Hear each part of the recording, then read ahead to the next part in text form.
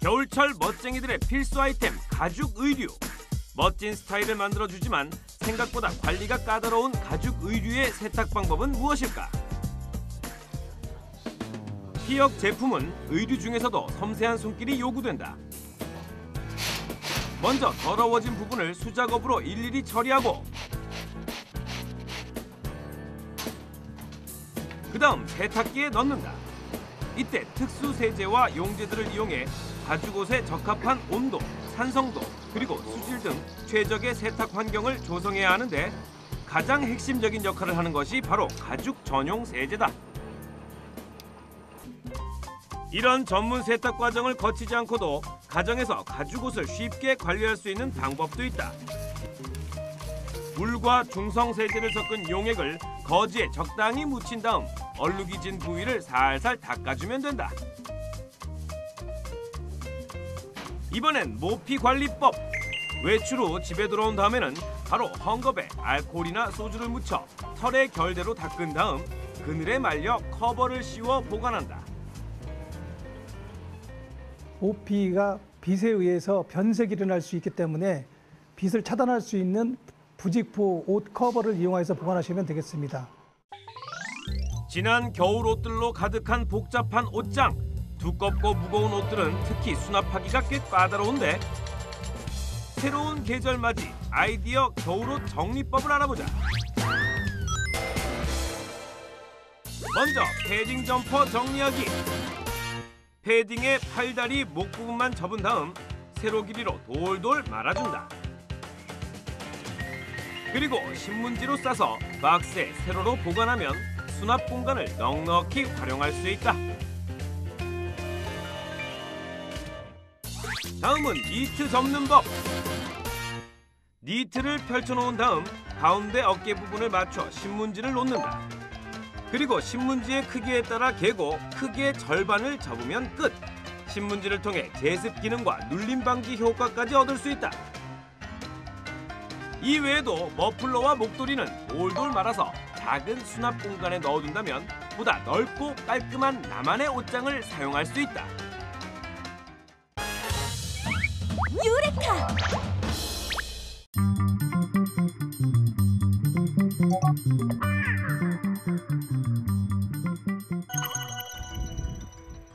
(300년) 역사를 가진 전남 보성의 미력 옹기를 찾았다. 이곳에서는 9대째 전통 방식으로 옹기를 만들어 오고 있다. 옹기의 재료인 흙은 미리 채취해 1년간 숙성시킨다. 본격적인 몸체를 만들기 위해 옹기장은 흙을 여러 덩어리로 떼어내 판자 모양의 납작한 타레를 만든다.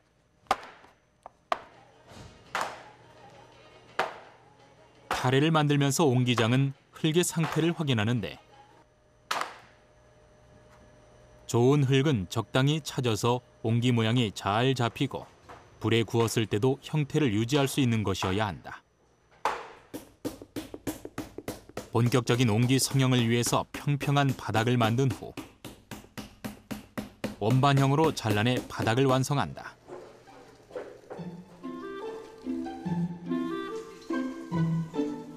바닥 위에 미리 만들어둔 타레를 두른 후 틈새가 생기지 않도록 이어붙이는 타레질을 반복한다.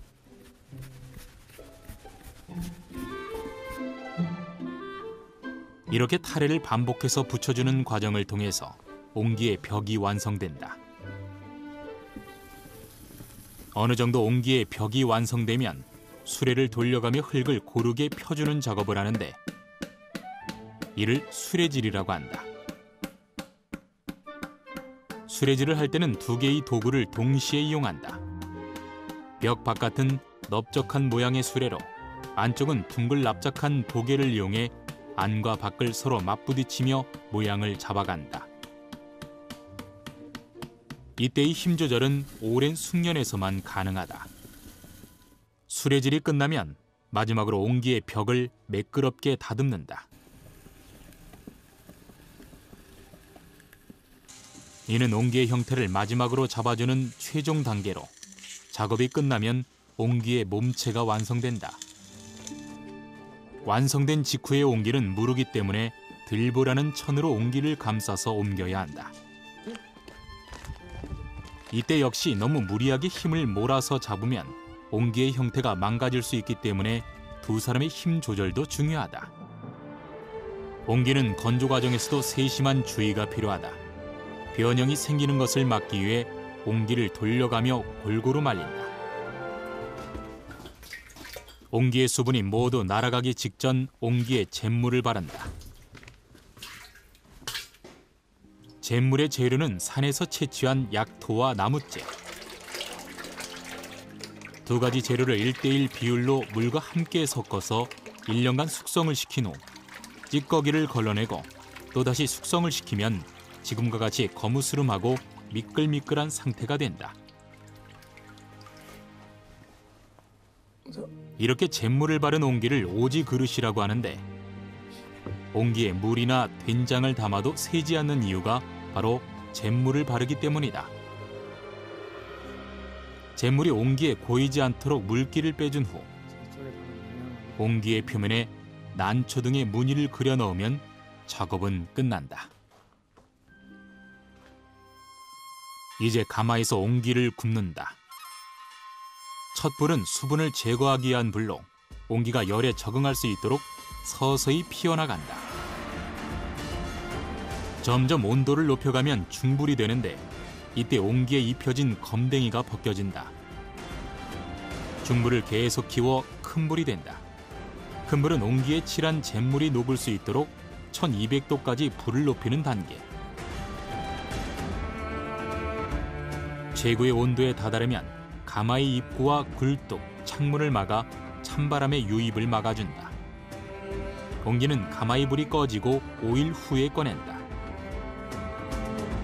급격한 냉각으로 인한 옹기 파손을 막기 위해 서서히 식히는 것이다. 유레카!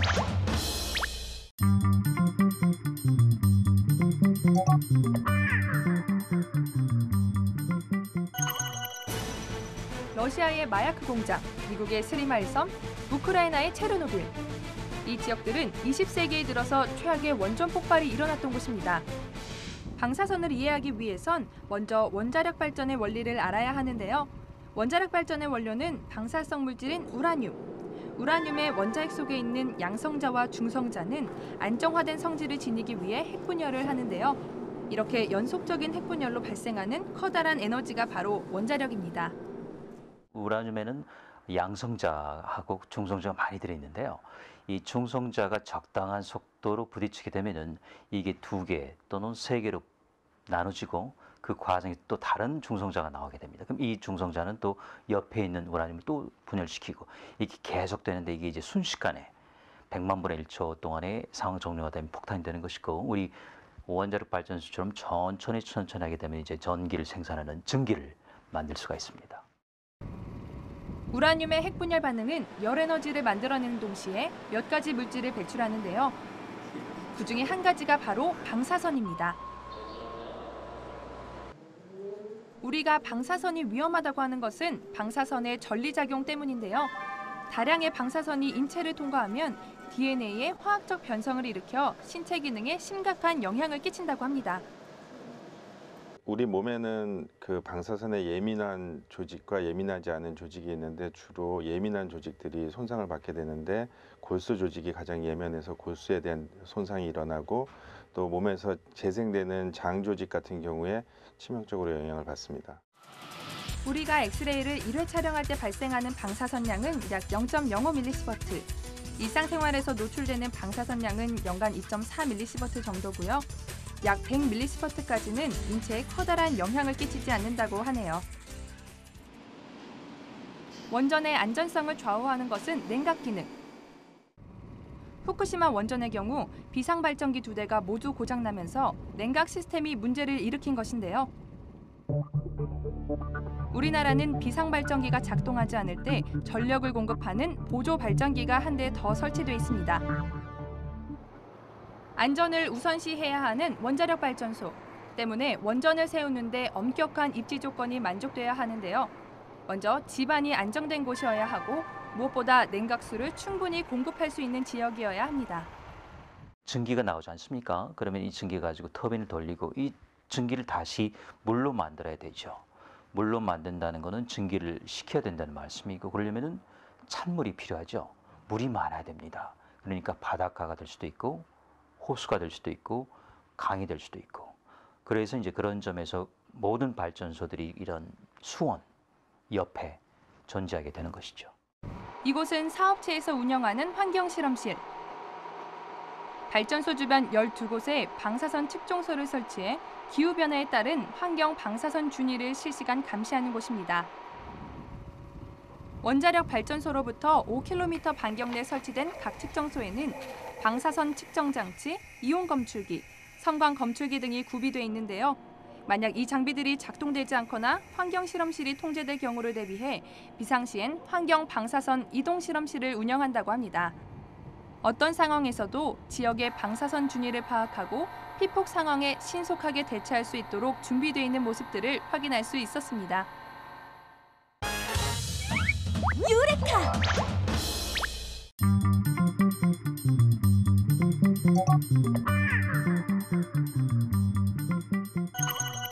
네, 대장암은 지금 한국에서 심각하게 발병률이 빠르게 증가하는 서구형 암입니다. 전체 대장암의 한 50%는 직장에 생깁니다.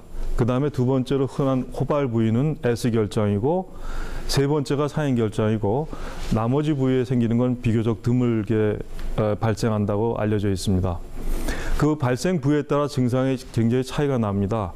예를 들면 우측대장, 사형결장에 생기는 대장암은 대개는 빈혈이 돼서 검사를 해서 나타나는 경우가 종종 있습니다. 암이 왼쪽으로 가면 어떻게 증상이 나타날까요? 변이 나가는 통로에 덩어리가 있게 되면 변이 잘 나가지 않겠죠. 또는 변이 또 가늘어지거나, 또는 배변에 피가 섞이거나, 또는 점액 같은 게 섞이거나, 이런 증상이 동반되기 때문에 실제적으로 사형결장암보다는 하형결장이나 S결장암 또는 직장암은 병원에 좀 일찍 오는 경향이 있는 것 같습니다. 근데 암 외에도 우연히 사마귀 같은 게 발견되는 게 있습니다. 여러분 용종이라고 들어보셨을 겁니다. 전체 용종의 30%가 소위 샘종성 용종이라는 게 있습니다. 샘종성 용종을 방치했을 때 평균 7년 지나면은 암이 된다는 것이 이미 다 밝혀져 있기 때문에 검진 당시에 내시경에서 이 용종이 발견되면은 반드시 제거해서 조직 검사로 확인하는 것이 필요하다고 할 수 있겠습니다. 치료는 몇 가지 방법이 있습니다. 제일 중요한 건 모든 암과 마찬가지로 대장암은 수술입니다. 암이 대장에만 있을 때 그 수술을 완벽히 해서 근치적 수술을 해서 완전히 제거하면은 그걸로 치료가 끝난다고 볼 수 있겠죠. 수술의 조직 검사가 예를 들어서 3기가 나왔다. 그러면 3기라는 거는 주변의 임파절에 전이가 확인된 경우인데, 그런 경우에는 항암 치료를 꼭 하셔야 됩니다. 그래야지 재발률을 낮출 수 있고요. 직장암 경우에는 수술 전에 방사선 치료를 하는 경우가 종종 있습니다. 그러니까 대장암과 달리 직장암은 방사선 치료가 추가된다는 걸 말씀드리고 싶고요. 따라서 대장암은 환자들은 완치 희망을 잃지 말고 적극적으로 치료에 임하면 완치의 기쁨을 누릴 수 있을 것으로 생각합니다.